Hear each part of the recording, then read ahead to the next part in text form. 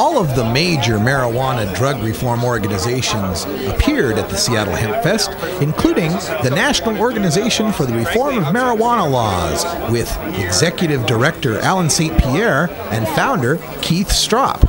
The American Civil Liberties Union was also in attendance, as well as the good people from the Marijuana Policy Project, including Executive Director Rob Campia. Soon enough, the moment that everyone in attendance had been waiting for, the hour of 4:20, had arrived. We began with the comedy of Ngaio. I have the shoes and my brother works nights, so I gotta go pretty soon.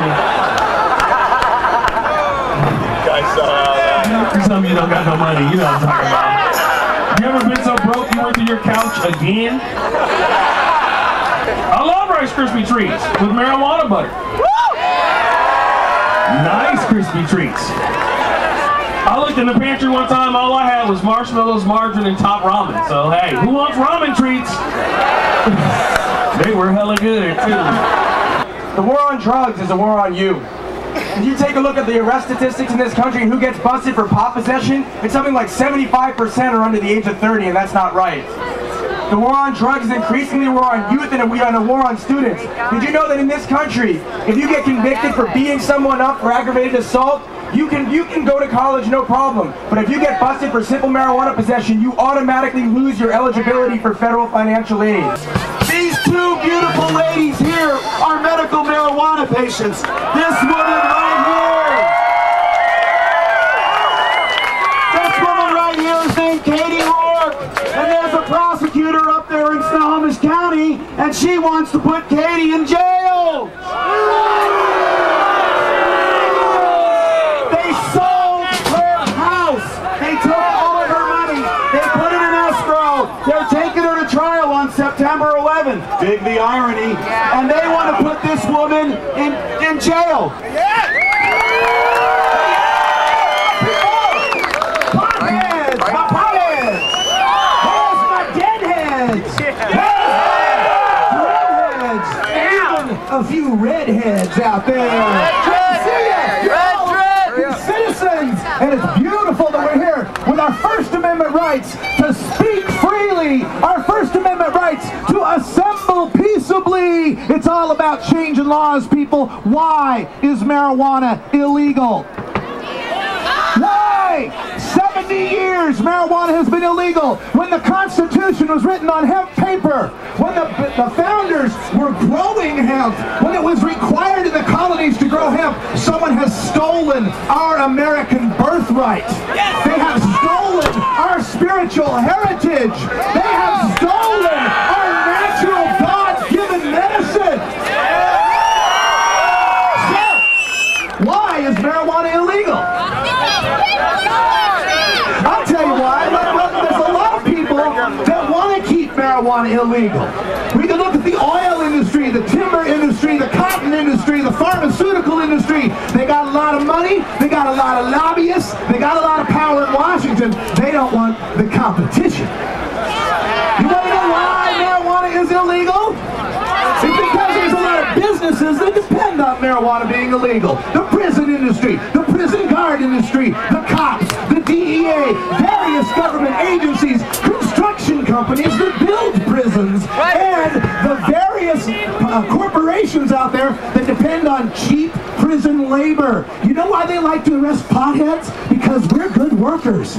You put us in a prison cell, pay us 17 cents an hour, and we can book your tickets on Greyhound. We can book your tickets on the airlines. We're pretty damn reliable. You know, a meth head, that's kind of hard to do. And they start twisting the paper up and bending the paper clip. It's real pain. So why is marijuana illegal? Because politically, there's a lot of people that benefit from it. Republicans who can be tough on drugs. Tough on drugs. We're going to do something about crime by locking up peaceful people who don't harm anybody and pretty much are very creative and intelligent.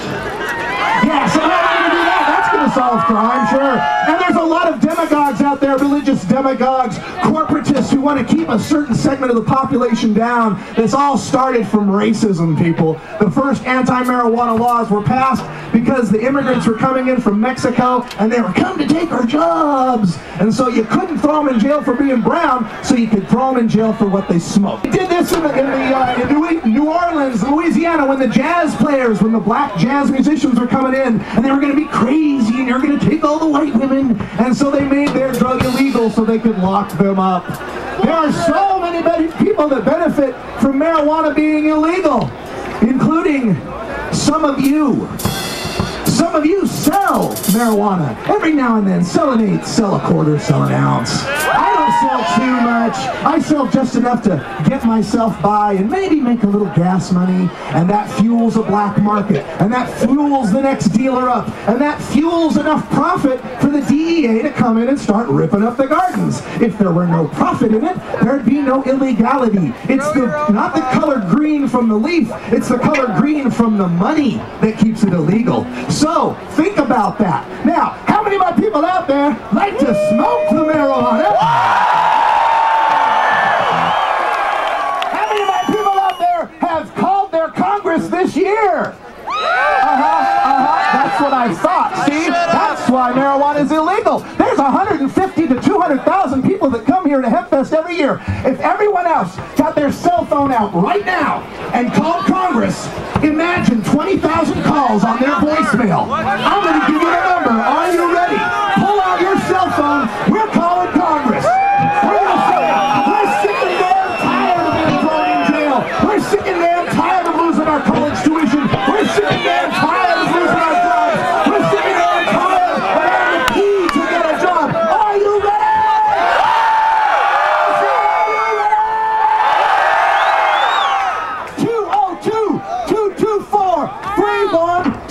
Everybody, 202-225-3121. Everybody, 202-225-3121. Everybody, 202-225-3121. Call your Congress, please.